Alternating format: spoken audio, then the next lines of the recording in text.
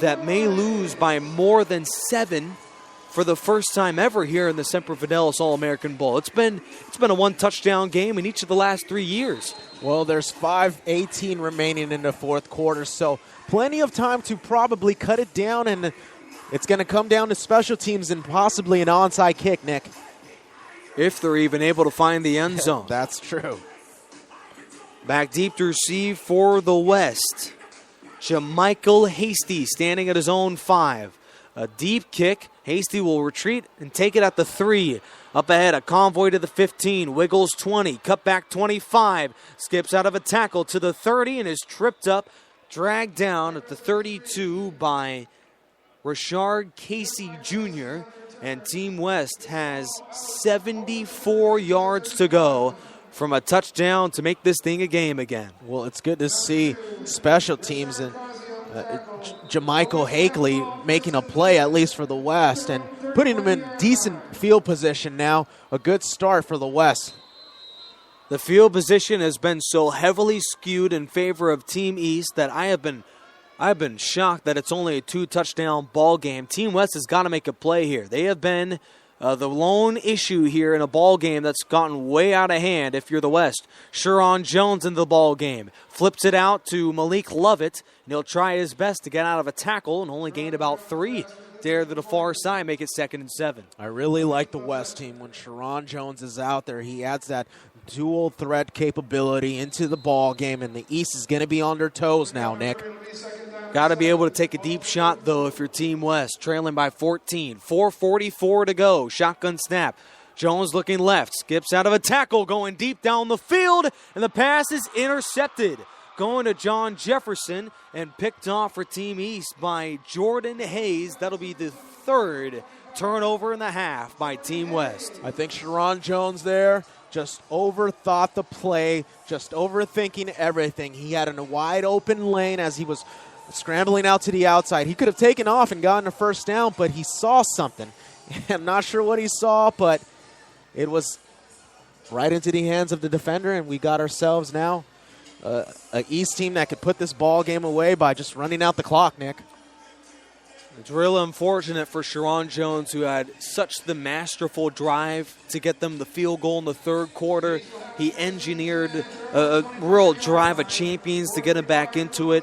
And then you have the unfortunate fumble for West on the last drive, then the pick here. And all of a sudden, if you're Team West, this is a game that you had in the vicinity, but right, just could not get the plays to tie this football game. You were oh so close. Delay handoff to Eric Swinney up the middle for about a gain of 1, maybe 2. And that clock moves under 4:25 to go. And that's exactly what the East is going to do. They're going to look forward to getting about 2 first downs. That's all they would, if I'm calculating right, that's all they would need. Well, right now, the storylines, Team West has played some pretty ugly football. Meanwhile, Team East just played a little less uglier than them in the Ugly Bowl here from All-America in Carson, California. This really was anything but a clean, pitch-perfect football game. 17-3 East leads as Lawson's got it to the outside and scrambles out of bounds for, he needed 10, but picks up 15 and a first down run for Lawson and the offense. Lawson right there showing us how fast he is with his feet, just shifting around, finding a seam to the outside. And, well, the only bad thing is, despite a first down, is he went out of bounds. And the clock is stopped at 3:50 to go. Lawson will operate out of the pistol formation. The man behind him has been real effective in the office today. Larry Scott hurdles over his own man and crawls ahead for a gain of about a yard out to the 41. How poor has the West been? I mean, talk about just 3 points on the board. That screams out disappointment to me, Nick. I mean, you've got all these guys that come in from Texas, that come in from the north, the northern west, Oregon and Washington, and you got the local products here in California combining together to only amount for 3 points. That screams out disappointment. And Team East definitely the beneficiaries of some big-time mistakes. Fumble, and this time an interception gives East an opportunity to pull away as Lawson takes the quarterback keep for about a gain of 1.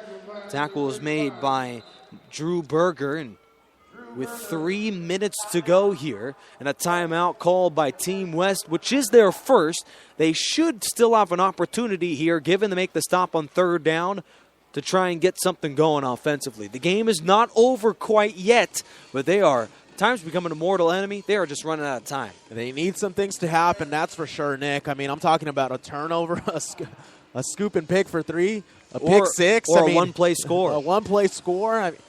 They need some plays now, Nick. Well, again, I want to thank you all for joining us at the National Sports Radio Station on Spreaker.com.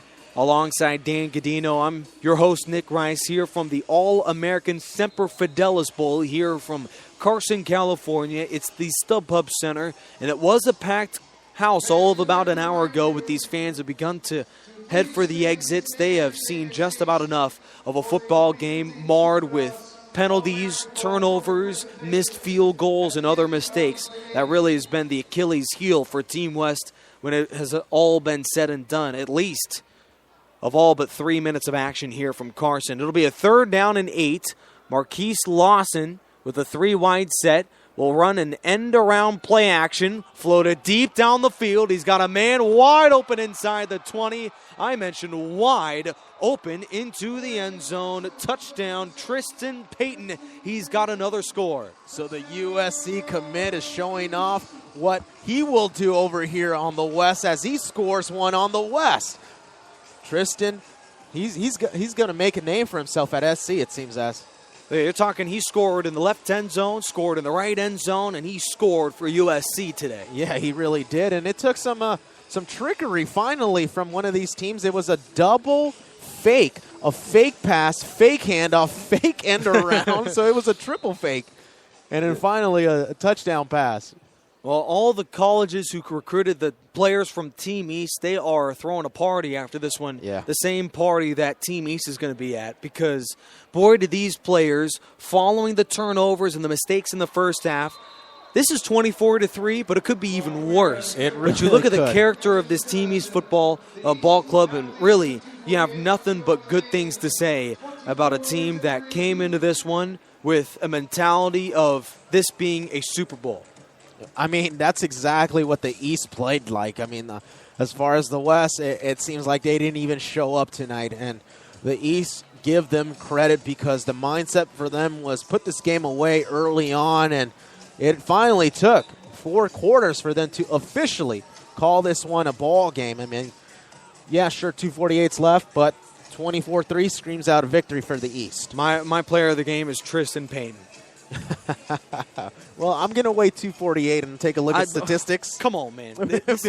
Tristan Payton won this football game. He really did. I mean, 2 touchdown Tristan grabs. Payton has scored 6 times more points than Team West as an entire ball club. Jeez, I just keep thinking about how USC stacks up every single year at the wide receiver position. You got to believe that Tristan Payton is a somewhat humble football player for how he, even though he's going into a team littered with receivers, still understands his role and will be completely content with waiting his turn in order to make an impact with the Trojans. A deep kick will be recovered at the 5. That'll be Lovett inside the 30 and down to the 34-yard line. Team West, 3 points in 46 minutes of action. We'll see what they have in store with a game that's all but over. Talk about the USC wide receiver tradition. I go all the way back into the 70s with Lynn Swann, all the way up onto early 90s with Keyshawn Johnson, Marquise Lee, Robert Woods. Right. I mean, the list is long, and now they get Payton. And talk about even last year's freshman class that came in and did an instant impact at USC. This is a man in Cody Kessler, quarterback for the USC Trojans, that has about as many options as a kid at a candy store. You have about really 7 receivers that have a potential to potentially go to the NFL. On your football team, a high throw from Brian Lewerke. That one's incomplete again. It'll be a 2nd and 10. And that pass was intended for Levon Alston, the St. Bonaventure player, who his teammate, Ricky Town. We'll keep it with the USC theme. He's committed to USC. Ricky Town, that is. USC show today, of course, Virginia Tech was where the number 1 quarterback, Marquise Lawson for Team East, decided to declare with.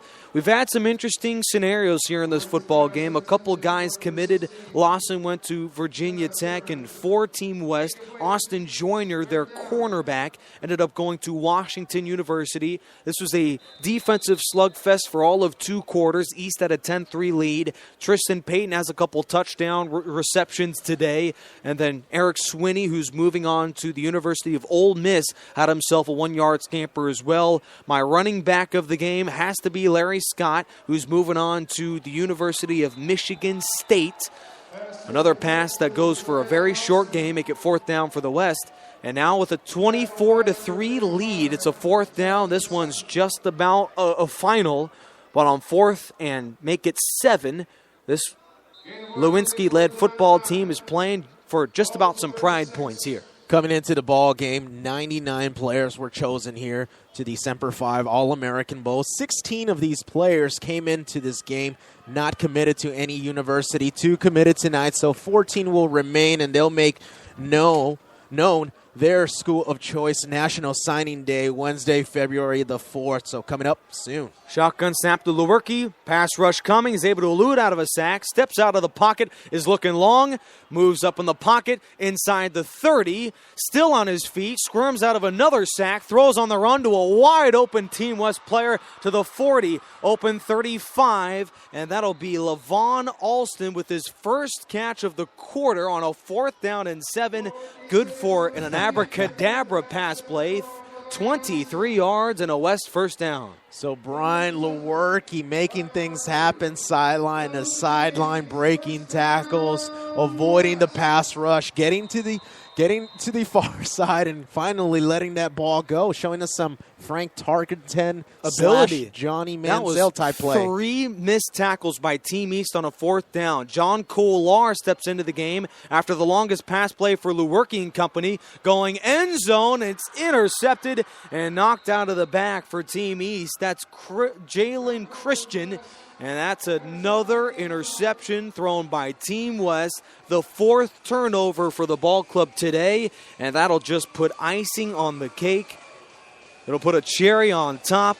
It'll do everything that you have to make this one a final score. It's 24-3 with 1:06 to go. It's really tough for any quarterback to get in rhythm because of the constant substituting. You're in, you're out, you're After in, you're the out. play by, I didn't understand Brian Lewerke. It's the longest pass play for Team West today, and he goes off the field after it. Yeah, and they bring in, John Kolar. They bring in John Kolar, and Kolar instantly throws an interception, trying to make something happen, obviously, being down by 3 possessions. But, yeah, you can't get in any type of a rhythm. I mean, you can't expect them to be totally accurate with the cold dead arm and being put in so late in the ball game in a situation where a score is needed, Nick.